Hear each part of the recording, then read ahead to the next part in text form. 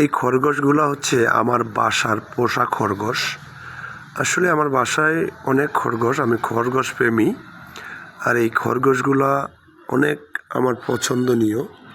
তাদের ছানা আছে দুটো, এই যে বেবি, এই একটা, আর একটা ওইদিকে আছে। লালটা হচ্ছে বাবা আর এটা হচ্ছে এর মা। আসলে পশু প্রাণী খুবই ভালো, পশুপ্রেমী আমি। পশু মানে খরগোশ আমার খুব প্রিয়, আমার মেয়ের খুব প্রিয়।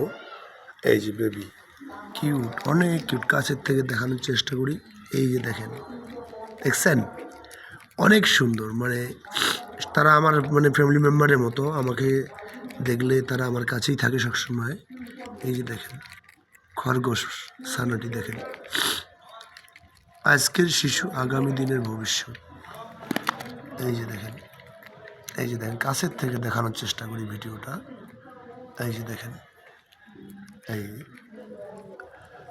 এই যে দেখেন, এই